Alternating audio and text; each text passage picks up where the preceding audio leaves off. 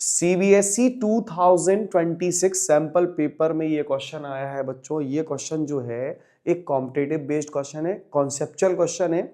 अभी तक जो क्वेश्चन होते थे उसमें इस पॉइंट की डिस्टेंस किसी लाइन से पूछ ली जाती थी या बता दी जाती थी, लेकिन इस बार क्या हुआ, इसमें एक छोटा सा कॉन्सेप्ट और डाल दिया गया कि भाई ये जो पॉइंट है इस पॉइंट से इस लाइन की डिस्टेंस तो बताइए, बट वो जो डिस्टेंस होगी वो जेड एक्सिस के अलोंग होगी, जेड एक्सिस के पैरेलल होगी। तो बहुत सारे बच्चे इसी बात पर परेशान बैठे हुए हैं कि आखिर जेड एक्सिस के पैरेलल का मतलब क्या है। ये मतलब ही समझ में नहीं आ रहा बहुत सारे बच्चों को। तो आज मैं आपकी इस परेशानी को दूर करने जा रहा हूं। बच्चों आखिरी तक वीडियो के साथ बने रहना, ताकि आपका एक एक कॉन्सेप्ट इसका क्लियर होगा और गारंटी से ये क्वेश्चन आपको बनेगा अगर एग्जाम में आया। वैसे तो डेफिनेटली एग्जाम में आने वाला है। तो बच्चों इस क्वेश्चन को समझने के लिए आपको आखिरी तक एक एक सेकंड को यूटिलाइज करना होगा। तो शुरू करते हैं बच्चों। क्वेश्चन को देखो, सबसे पहले क्या होता है, हमारे पास वेक्टर लाइन अगर वेक्टर फॉर्म दी गई हो लाइन की, तो ऐसी कंडीशन में कोशिश किया करो कि हम उसको कार्टेशियन फॉर्म में चेंज कर ले। लेकिन कैसे चेंज करें, ध्यान से सुनो बच्चों। x माइनस ये जो आपको दिख रहा है वेक्टर, ये जो वेक्टर दिख रहा है, इसके कंपोनेंट्स यानी कि स्केलर कंपोनेंट्स के साइन चेंज करके इस x के साथ लिख दीजिए, यानी कि x minus two equal y। अब ये -1 है तो इसको +1 लिख दीजिए, ठीक है बच्चों। और ये हो जाएगा आपका equal z minus two. Upon में क्या लिखना है, ये कांस्टेंट के साथ जो वेक्टर मिलेगा उस वेक्टर के स्केलर कंपोनेंट्स को हमें एज इट इज लिख देना है, 3 6 2। ये हो गई हमारी कार्टेशियन फॉर्म। अच्छा, इससे फायदा क्या मिलने वाला है, इससे थोड़ा हमें आसान हो जाता है पूरा क्वेश्चन, ठीक है। इससे हमें क्वेश्चन आसान हो जाता है समझने में। अब देखो बच्चों, ये जो आपको दिख रहा है ये सारे के सारे इक्वेशन किसके इक्वल होंगे, इस म्यू के इक्वल होंगे। तो हम म्यू भी इक्वल में लिख देते हैं। तो क्या मैं यहां से अब बारी बारी से x की वैल्यू फाइंड कर सकता हूं, जैसे कि x minus two upon 3 is equal to mu. So x is equal to 3 mu plus 2। एक बात समझ में आई, ये x है हमारा। तो ऐसे ही बच्चों y इज इक्वल टू क्या हो जाएगा, 6 म्यू माइनस 1। यस। और ऐसे ही z इज इक्वल टू क्या हो जाएगा, 2 म्यू प्लस 2। ये हो गया हमारा z। Clear.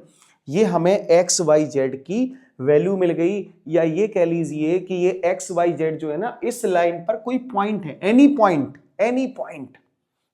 Point on line L1। सो इसके ये कोऑर्डिनेट मिल गए। बात आ गई होगी समझ में, ठीक। ये सपोज करो ये Q पॉइंट है हमारा, ठीक है। और इस Q पॉइंट के जो कोऑर्डिनेट हैं वो कोऑर्डिनेट क्या होंगे, 3 म्यू प्लस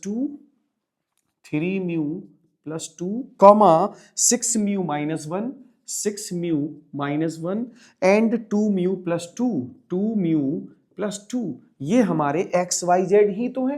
क्लियर। अब आती है बात कि भाई हमें एक पॉइंट दे दिया गया P, और इस P पॉइंट के कोऑर्डिनेट है 2, -1,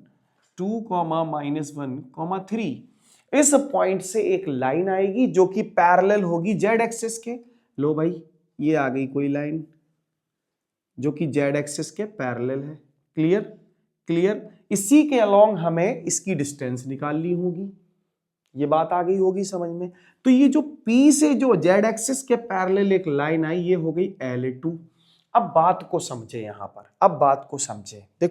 देखो ध्यान से। जो L2 लाइन है, ये L2 लाइन किस पॉइंट से पास हो रही है, 2, -1, 3। ठीक। तो हमें क्या लिख लेना है बच्चों, इस लाइन की इक्वेशन लिख लेनी है, विच इज पासिस थ्रू 2, -1, 3। तो हम क्या करेंगे, ये लिखेंगे x minus 2 equal y plus 1 equal z plus 3। और अपॉन में क्या लिखें, अपॉन में ध्यान से सुने बच्चों, ध्यान से सुने, ये किसके पैरेलल है? ये पैरेलल है जेड के। ये किसके पैरेलल है? ये पैरेलल है जेड के। सो बच्चों जेड के पैरेलल है। सो जेड के पैरेलल होने पर हमें कोई ना कोई कंपोनेंट तो दिखेगा जेड का, दैट इज व्हाट के, दैट इज व्हाट के। तो क्या मिले, के का कोफिशिएंट क्या होगा? 1। तो मैं यहां 1 लिखूंगा और बाकी सारे तो जीरोस होंगे, बाकी सब तो क्या होंगे? जीरो होंगे। ठीक है ना। और ये हो जाएगा किसी कांस्टेंट के इक्वल। ये किसके इक्वल हो जाएगा?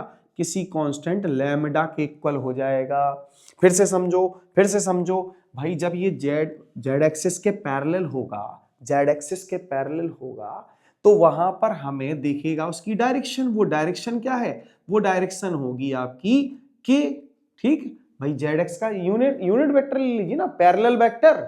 जेड एक्सिस का जनरली देखा जाए तो यूनिट वेक्टर क्या होता है? यूनिट वेक्टर होता है के।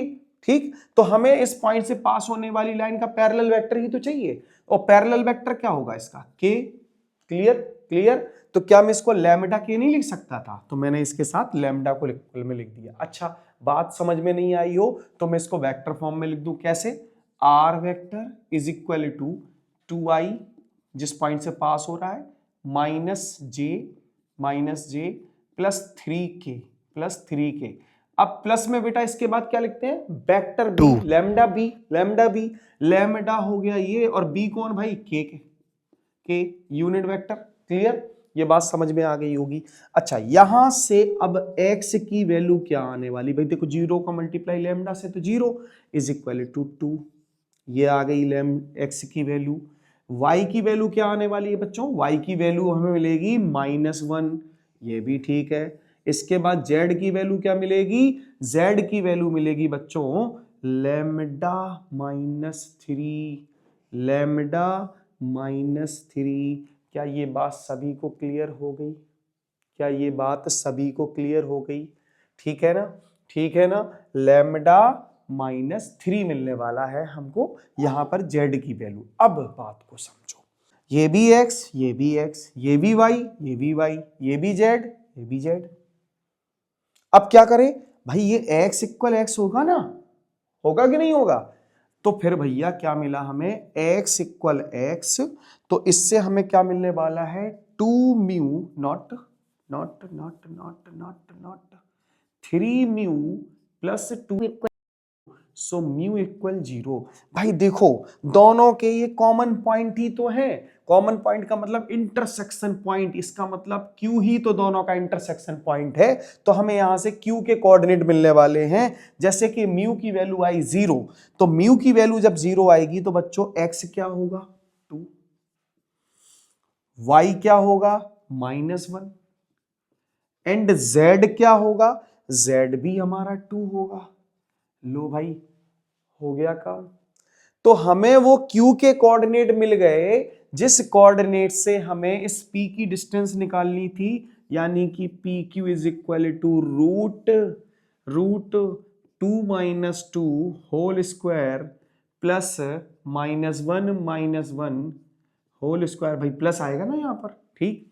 इसके बाद प्लस 3 - 2 और 2 - 3 होल स्क्वायर।